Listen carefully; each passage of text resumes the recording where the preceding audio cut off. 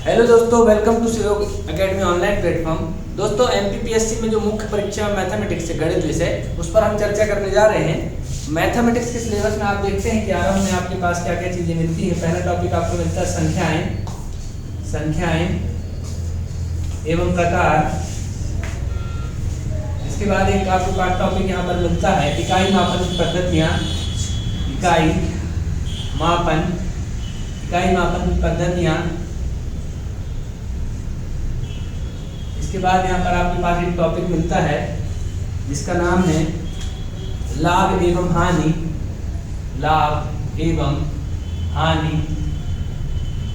इसके बाद एक टॉपिक आपके पास आता है जिसका नाम है प्रतिशत। इसके बाद एक टॉपिक आपके पास आता है जिसका नाम है आपका यहाँ पर अनुपात एवं समानुपात। एक टॉपिक आपके पास है ब्याज, चक्रवृद्धि ब्याज एवं साधारण ब्याज। इसके बाद एक टॉपिक आपके पास आता है यहाँ पर जिसका नाम है गुणनखंड एवं समीकरण एवं गुणनखंड और समीकरण। ऐसे करके 7 टॉपिक आपके पास पहले चैप्टर में आते हैं और इसके बाद सांख्यिकी वाला चैप्टर आता है। तो एक एक करके हम इन चैप्टर को देखेंगे और आपको यहाँ पर क्या क्या मिलेगा आप देखते रहेंगे। तो ये चैप्टर हमारी शुरुआत होगी संख्या एवं प्रकार से, जिसमें हम देखेंगे कि इसमें किस किस तरह के प्रश्न बनते हैं। दोस्तों, ये टॉपिक छोटा होता है संख्या एवं प्रकार वाला, जहाँ से कि 3 मार्कर और 5 मार्कर बनने के क्वेश्चन होते हैं। मोस्ट प्रोबेबली चांस है कि आपका ये जो 2 टॉपिक है संख्या एवं प्रकार और इकाई मापन की पद्धतियाँ, यहाँ से 3 मार्कर प्रश्न बनने की संभावना होती है। 3 मार्कर अगर बनते हैं यहाँ से तो आपको 3 मार्कर के हिसाब से छोटे छोटे क्वेश्चन यहाँ से पढ़ने होते हैं, जिससे आपकी सारी चीजें क्लियर हो जाती हैं, सारी चीजें डिफाइन हो जाती हैं। उसी तरह अगर मैं देखूँ लाभ एवं हानि, ब्याज और प्रतिशत, ये सारे चैप्टर सारे टॉपिक पुराने सिलेबस में भी थे और ये सारी चीजें थी जो कि तो यहाँ पर जितना भी दिया है ये सब कुछ था। इससे केवल गुणनखंड एवं समीकरण वाला ये टॉपिक नया जुड़ा हुआ है जो कि पहले नहीं था। तो ये सारे टॉपिक पुराने ही हैं जो पहले थे। और इसके बाद हमारे पास जो चीजें बचती हैं दोस्तों, उसमें एक चीज आती है सबसे महत्वपूर्ण कि ये अब कंपलसरी 30 नंबर का पेपर आपका मैथ का हो गया। पहले कई बार क्या होता था कि मैथ या तो 40 नंबर की आ जाती थी या 10 नंबर की आती थी, उसके अथवा में कुछ क्वेश्चन आ जाते थे, लेकिन अभी यहाँ पर ऐसा होने वाला नहीं है। अब आपको 30 नंबर के क्वेश्चन पूरे कवर करने हैं। पेपर थर्ड में यूनिट 5 है, ये आपकी यूनिट 5 है जो आपकी यहाँ पर पूरी कवर हो जाएगी और आप सहयोग से जुड़े रहेंगे तो आपको यहाँ पर पूरा इसका फायदा मिलने वाला है। तो चलिए सांख्यिकी में आपको आगे की बात अगर संख्याओं के प्रकार में आगे की बात अगर मैं करता हूँ तो आपको देखिए यहाँ पर क्या क्या मिलेगा। आपके टॉपिक का नाम है संख्याएं एवं प्रकार। संख्याएं एवं प्रकार से आपको क्या क्या देखने मिलता है आप देखिए इसमें। यहाँ पर संख्याएं एवं प्रकार में जब हम जाते हैं तो सबसे पहले आपके लिए जानना जरूरी है, कुछ फंडामेंटल चीजें बता देता हूँ मैथमेटिक्स में जो हमेशा काम आएंगी, पूरे चैप्टर में काम आएंगी। जैसे कि यहाँ पर आप लोगों को कई बार समस्याएं होती हैं कि छोटे छोटे से जो प्लस माइनस के साइन है उनमें समस्या होती है।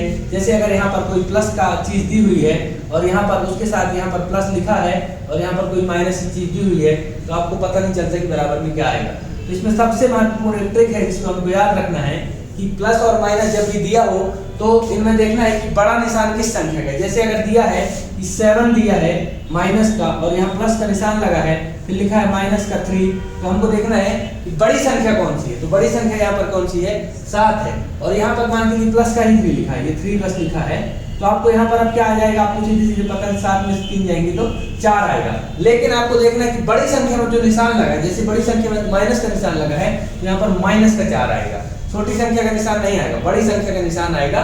तो आपको याद रखना है हमेशा कि धन ऋण के जोड़ में जो संख्या बड़ी हो उसमें से छोटी संख्या को घटाकर बड़ी संख्या का निशान लगा देते हैं। इसी तरह से कुछ भी होगा -11 प्लस 13, तो यहाँ पर अब क्या होगा, -11 प्लस 13 है तो बड़ी संख्या से छोटी संख्या को घटा दीजिए। बड़ी संख्या कौन सी है, 13, इससे छोटी संख्या घटेगी 11, तो क्या आएगा 2 बचेगा।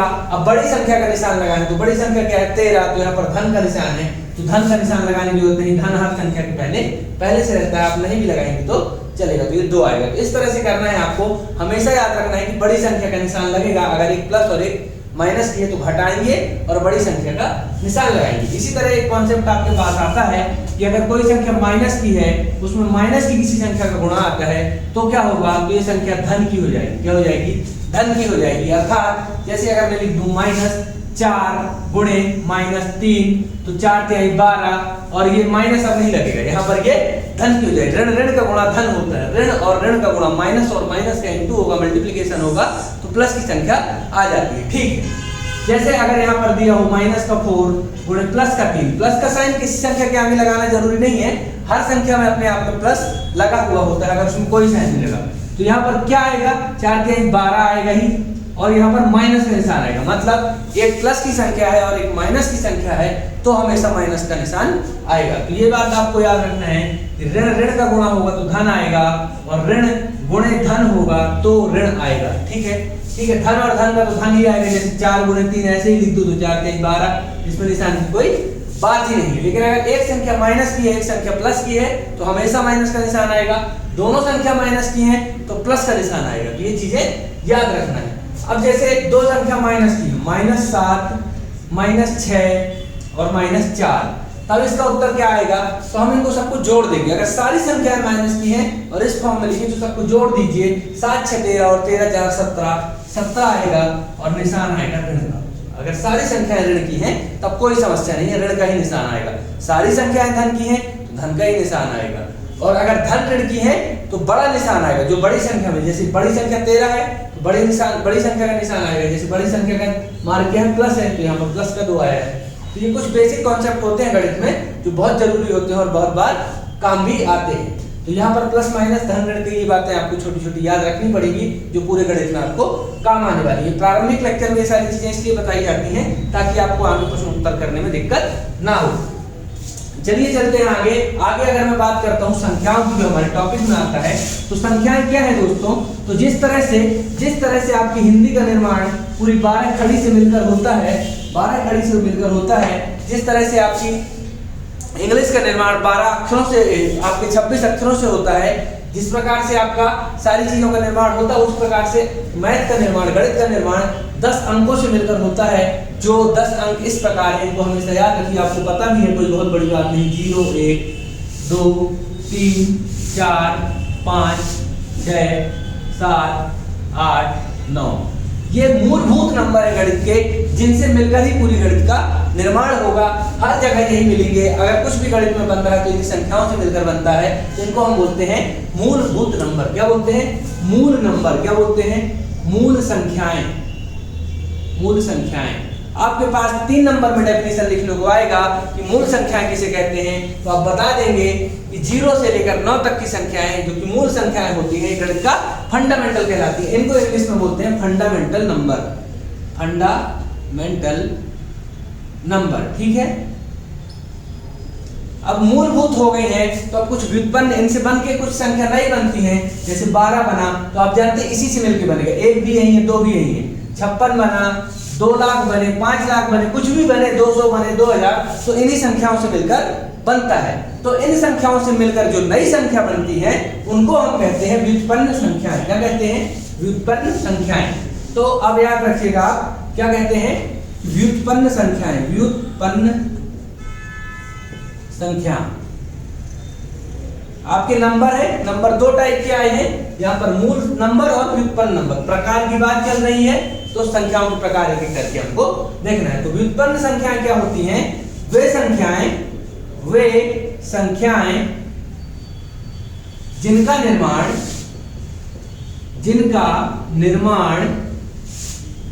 मूल संख्याओं से होता है। मूल संख्याओं से मिलकर होता है, उदाहरण लिख सकते हो, कुछ भी लिख दीजिए, 52 672 894, जो भी इन संख्याओं से मिलकर बन रही है वो क्या होगी, व्युत्पन्न संख्या होगी। व्युत्पन्न संख्या क्या हो जाती हैं, वे संख्याएं जिनका निर्माण मूल संख्याओं से मिलकर बनता है वो व्युत्पन्न संख्याएं कहलाती है। 3 मार्कर में डेफिनेशन पूछेगा तो आपको सेम लिखना है कि वे संख्याएं जिनका निर्माण मूल संख्याओं से मिलकर होता है वो क्या कहलाती है? व्युत्पन्न संख्याएं कहलाती है। मूल संख्या क्या कहलाती है? 0 से लेकर 9 तक के नंबर मूल संख्याएं कहलाते हैं, ठीक है। अब व्युत्पन्न संख्याओं को फर्दर क्लासिफाई करेंगे, आगे डिवीजन करेंगे, तब आपको क्या क्या देखने मिलेगा, देखिए। व्युत्पन्न संख्याएं हमारे पास आ चुकी है, ठीक है। व्युत्पन्न संख्याओं में हम आगे चलते हैं। व्युत्पन्न संख्याओं में हम 3 प्रकार के नंबर हमको देखने मिलते हैं। एक पहला मिलता है वास्तविक, एक मिलता है काल्पनिक, क्या बोलता है? काल्पनिक। एक कौन सी संख्या होती है? एक होती है वास्तविक संख्याएं, एक होती है काल्पनिक संख्याएं, और एक हमारे पास होती हैं जिसका नाम होता है मिश्रित संख्याएं। कैसी होती हैं? मिश्रित संख्याएं, ठीक है। तो हमारे पास संख्याएं कितने टाइप की हो गई? 3 टाइप की हो गई। पहला है वास्तविक संख्या, दूसरा है काल्पनिक संख्या, तीसरा है मिश्रित संख्या। ये किसके हैं? व्युत्पन्न टाइप की। तो अब तो यहाँ पर क्या क्या आपको देखने मिल गया है? देखिए संख्या के प्रकार में आपको क्या क्या देखने मिला है। सबसे पहली चीज आपको देखने मिली है संख्या। संख्या कितने प्रकार की? 2 प्रकार की, मूल संख्या और व्युत्पन्न संख्या। अब व्युत्पन्न संख्या कितने प्रकार की? 3 प्रकार की। कौन कौन सी? वास्तविक संख्या, काल्पनिक संख्या और मिश्रित संख्या, ठीक है। वास्तविक संख्याएं क्या होती हैं? वास्तविक संख्याएं क्या होती है? कोई भी नंबर जो हम अपनी दुनिया में सोच सकते हैं, जिनका अस्तित्व होता है, वो क्या कहलाती है? वास्तविक संख्याएं कहलाती हैं। उदाहरण या फिर इनकी वास्तविक डेफिनेशन में अगर जाया जाए, 3 नंबर की स्टैंडर्ड डेफिनेशन के हिसाब से अगर मैं बात करूं, तो वे संख्याएं, क्या लिखना है हमको? वे संख्याएं, लिख लीजिएगा, वे संख्याएं जिन्हें संख्या रेखा पर निरूपित किया जा सकता है। निरूपित अर्थात रिप्रेजेंट किया जा सकता है, लिखा जा सकता है, निरूपित किया जा सकता है। वे संख्याएं जिन्हें संख्या रेखा पर निरूपित किया जा सकता है, लिखा जा सकता है, वो क्या कहलाती हैं? वास्तविक संख्याएं कहलाती हैं। अब आपके पास यहाँ मुद्दा आता है कि संख्या रेखा क्या होती है। संख्या रेखा एक लाइन होती है, ऐसी लाइन होती है जिसमें बीच में शून्य होता है और जिसके दाएं तरफ, कहाँ? राइट हैंड साइड में प्लस की वैल्यूज होती हैं, यहाँ पर प्लस की वैल्यूज होती हैं, और लेफ्ट हैंड साइड में यहाँ पर माइनस की वैल्यूज होती है, ठीक है ना। यहाँ पर माइनस की वैल्यू होती है -1, -2, -3, -4। यहाँ पर प्लस की होती है 1, 2, 3, 4, ठीक है। तो इस तरह से यहाँ पर ये वैल्यू दी हुई होती है, राइट हैंड साइड में प्लस की वैल्यू और यहाँ पर माइनस की वैल्यू। ये संख्या रेखा होती है, क्या कहलाती है? संख्या रेखा होती है। ऐसी रेखा जिसके बीच में शून्य और जिसके दाएं तरफ धनात्मक मूल और बाएं तरफ ऋणात्मक मूल होते हैं, संख्या रेखा कहलाती है। तो अब कोई भी संख्या जिसको हम संख्या रेखा पर निरूपित कर सकते हैं, वो कौन सी संख्या कहलाएगी? वास्तविक संख्या कहलाएगी। अब आते हैं उदाहरण में। 5 लिख दो, वास्तविक संख्या है, क्योंकि यहाँ पर ये अनंत तक जाता है। कहाँ तक जाता है? अनंत तक। यहाँ पर ये भी अनंत तक, मतलब जितने नंबर सोच सकते हो लिखते जाओ, ठीक है। यहाँ पर भी ऐसा है। तो यहाँ क्या है आपका? वास्तविक संख्या कौन सी संख्या कहला जाएंगी आपकी? जो संख्या रेखा पर निरूपित की जा सकती है, ठीक है। संख्या रेखा पर कौन सी संख्या निरूपित की जा सकती है? 5 को लिख दो, 6000 को भी कर सकते हैं, 1 लाख को भी कर सकते हैं, 15,000 को भी कर सकते हैं, -4 को भी कर सकते हैं, यहाँ पर है -6 को भी कर सकते हैं, कोई सी भी संख्या, 3.5 को भी कर सकते हैं, 3 है यहाँ पर बीच में 3.5 होगा। तो कोई भी संख्या, जितने नंबर आप देखते हैं दुनिया में जो भी है, वो क्या है? वास्तविक संख्या है, ठीक है ना। जितने नंबर आप सोच सकते हैं, जिन्हें हम संख्या रेखा पर निरूपित कर सकते हैं। तो आप इसकी डेफिनेशन लिखेंगे कि वे संख्याएं जिन्हें संख्या रेखा पर निरूपित किया जा सकता है, वो क्या कहलाएंगी? वास्तविक संख्या कहलाएंगी। इसी कड़ी में संख्या रेखा आपको समझ में आ गई। एक ऐसी लाइन जिसमें बीच में शून्य होगा और एक अक्ष पर एक तरफ धनात्मक संख्या, एक तरफ ऋणात्मक संख्याएं होंगी और ये अनंत तक जाती है। कहां तक जाती है? अनंत तक। अनंत तक का मतलब है ये जहां तक आप नंबर लिखना चाहें लिख दे, ठीक है। तो ये हो गई संख्या रेखा और ये हो गई आपकी डेफिनेशन। डेफिनेशन आपको बहुत अच्छे से याद रखना है क्योंकि आपको लिखने को आएगी 3 मार्कर में, ठीक है। इसके बाद आता है काल्पनिक नंबर। कौन सा नंबर आता है? काल्पनिक नंबर। काल्पनिक संख्याएं ऐसी होती हैं जिन्हें संख्या रेखा पर निरूपित नहीं किया जा सकता। सरल सी परिभाषा यही है, संख्या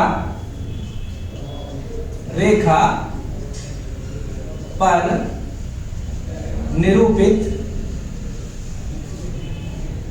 नहीं किया जा सकता, नहीं किया जा सकता। Got it? अर्थात ये ऐसी संख्या है जिन संख्या रेखा पर निरूपित नहीं किया जा सकता। तो कौन सी संख्याएं हैं? काल्पनिक संख्याएं। ठीक है, यहाँ पर कौन सी होगी? काल्पनिक संख्या। आपका संख्या रेखा पर तो आप बोल रहे थे कि सारी संख्याओं को निरूपित किया जा सकता है, तो अभी कुछ ऐसे भी अंक होंगे जिन्हें संख्या रेखा पर निरूपित नहीं किया जा सकता। तो ये क्या होते हैं दोस्तों? समस्त करणीय। कौन सी? समस्त करणीय। जैसे √1 चलिए आपने लिख दिया, √3 लिख दिया, ठीक है, √3 लिख दिया। तो अब यहाँ पर इसकी क्या है? कोई वैल्यू आने को, पूरी वैल्यू आने को तैयार तो होगी नहीं, ठीक है ना। यहाँ पर ऐसी बहुत सारी वैल्यू आती हैं जिनका हम पूरा मान निकाल नहीं सकते। तो वहां पर हम क्या करते हैं कि उसको आई से रिप्रेजेंट, आपको पता है माइनस का, जैसे हम यहाँ पर लिख दिया माइनस में जो करनी होगी, जैसे माइनस में 9 हो गया, अंडर माइनस का 9 आ गया। अब अंडर माइनस का 9 निकालेंगे तो आप कुछ लोग यहाँ पर निकालने लगेंगे, इसको निकलता नहीं है जब। तो कैसे होगा ये? 9 का तो अंडर निकल आएगा 3 इंटू √-1 आएगा। अंडर 9 गुणे 1 होगा तो √-1 आएगा, ठीक है। अब जो √-1 आया है दोस्तों, तो यहाँ पर 3 इंटू √-1। अब यहाँ पर हमेशा याद रखना, आपने पहले भी अपने जीवन में पढ़ा होगा कि √-1 की वैल्यू को आई से रिप्रेजेंट करते हैं। किससे? आई से रिप्रेजेंट करते हैं। तो यहाँ पर इसका माइनस √-9 का वर्गमूल कितना हो जाएगा? 3i। आई को आयोटा बोलते हैं, IOTA, आयोटा, IOTA, आयोटा बोलते हैं। लोटा मत बोलिएगा, आयोटा। क्या बोलते हैं? आयोटा बोलते हैं। तो आई को आयोटा बोलते हैं, जो ग्रीक भाषा का शब्द है, जो एक काल्पनिक नंबर को रिप्रेजेंट करता है। आई से क्या मतलब है? इमेजिनरी। आई क्या है? एक इमेजिनरी नंबर है जो कि √-1 है। तो आप लिख देंगे वैसी संख्या जिन्हें संख्या रेखा पर निरूपित नहीं किया जा सकता, ये क्या कहलाती हैं? काल्पनिक संख्याएं कहलाती हैं। उदाहरण लिख दीजिए, √-9, -9, √-25, √-4, ये सब इसके उदाहरण है। इनका पूरा वर्गमूल नहीं निकल सकता, ठीक है। तो ये क्या कहला जाती है?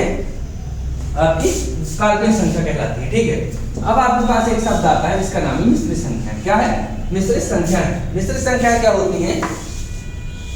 वो समस्त संख्याएं जो वास्तविक संख्या और काल्पनिक संख्या से मिलकर बनती हैं। कैसी होती हैं? वास्तविक संख्याएं वास्तविक संख्याओं एवं काल्पनिक संख्याओं से मिलकर बनती है। मिलकर, ठीक है। कैसी बनती है? वास्तविक संख्या और काल्पनिक संख्याओं से मिलकर बनती है। वो कौन सी संख्या कहलाएंगी? मिश्रित। जैसे अब यहाँ वास्तविक संख्या कौन सी? 5 वास्तविक संख्या है।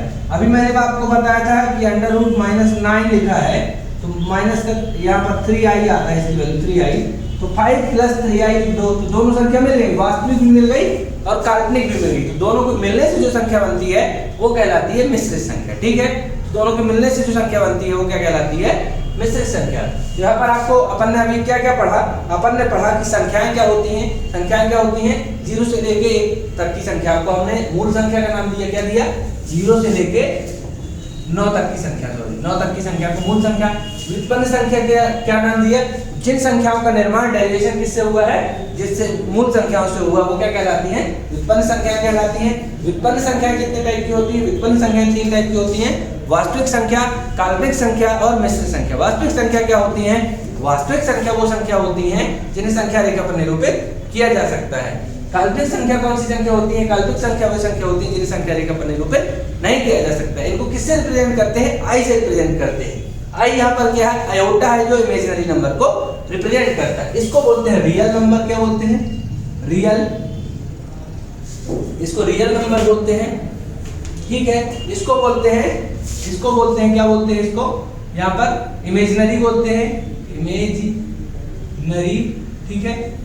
और इसको बोलते हैं कॉम्प्लेक्स नंबर। तो कौन कौन से नंबर हो गए हैं? रियल नंबर हो गए हैं, इमेजिनरी नंबर हो गए और कॉम्प्लेक्स नंबर हो गए। 3 टाइप की यहाँ पर ये आपकी संख्याएं हैं। अब यहाँ पर वास्तविक संख्या को फर्दर क्लासिफाई करते हैं तो एक 2 प्रकार की संख्या आती है। एक होता है परिमेय संख्या, एक और होता है भिन्न होता है। क्या होता है? एक होता है परिमेय और एक होता है अपरिमेय। सॉरी, एक होता है परिमेय, एक होता है अपरिमेय। तो ये किसके टाइप है? वास्तविक संख्याओं के टाइप है। इस तरह से फर्दर क्लासिफाई आपको अच्छे से पढ़ना है। आपको सीधे ये नहीं पढ़ना कि पूर्ण संख्या क्या होती है, प्रकट संख्या क्या होती है, ये सब आप लोग जानते हैं और यहाँ पर भी बता दिया जाएगा। ठीक है, तो अब हमारे पास आ गई है वास्तविक संख्या। वास्तविक संख्या को आप 2 पार्ट में डिवाइड कर लेना। वास्तविक संख्या को अब हमारी पूरी स्टडी जो है, हमारी पूरी स्टडी है, दुनिया की पूरी स्टडी इसी पे होती है, वास्तविक संख्याओं पर होती है। ठीक है ना? तो वास्तविक संख्याओं को फर्दर क्लासिफाई होते हैं परिमेय और एक प्रकार होता है अपरिमेय। क्या होता है? अपरिमेय। ये 2 प्रकार से आपकी यहाँ पर संख्याओं का निर्माण होता है। परिमेय संख्या वो समस्त संख्याएं जिन्हें p by q के रूप में लिखा जा सकता है। क्या लिखेंगे इसकी डेफिनेशन? कि वे समस्त संख्याएं जिन्हें p by q के रूप में, जिन्हें p by q के रूप में लिखा जा सकता है, वो क्या कहलाएंगी? आपकी परिमेय संख्या। अपरिमेय संख्या जिन्हें p by q के रूप में नहीं लिखा जा सकता। क्या हो जाता है? नहीं लिखा जा सकता, वो क्या कहला जाएगी? अपरिमेय संख्या। तो कोई सा भी नंबर होता है वो p by q के रूप में जो लिखा जा सकता है वो क्या कहला जाती है? परिमेय संख्या। और जो नहीं लिखा जा सकता वो अपरिमेय संख्या कहलाती है। ठीक है, ये आपके वास्तविक संख्या के कुछ टाइप हुए। अगली क्लास में दोस्तों हम क्या क्या देखेंगे? हमारे पास जो पूर्ण संख्या है, प्रकट संख्या है, भाज्य संख्या है, अभाज्य संख्या है, फिर पूर्णांक है, फिर इसके बाद बहुत सारी चीजें, सहअभाज्य है। ये सारे टाइप हम एक एक करके देखेंगे ताकि आपके सारे कॉन्सेप्ट यहाँ पर मैथमेटिक्स क्लियर होते जाएंगे और इसी साथ ये टॉपिक भी क्लियर होता जाएगा। और यहाँ पर फंडामेंटल जितने भी क्वेश्चन इसके हैं वो करवा दिए जाएंगे ताकि आपका क्या है, यहाँ पर बेस एक जैसा हो जाए, बेस एक जैसा कंप्लीट हो जाए। तो ये आपका लेक्चर था आज का मैथमेटिक्स का। ये आपको कैसा लगा? वीडियो को लाइक और शेयर जरूर करें और चैनल को सब्सक्राइब अवश्य करें ताकि आपको आगे आने वाले जितने भी वीडियो उनके नोटिफिकेशन आपको सदाबहार मिलते रहें। बहुत बहुत धन्यवाद और मिलते हैं हम अगली क्लास में।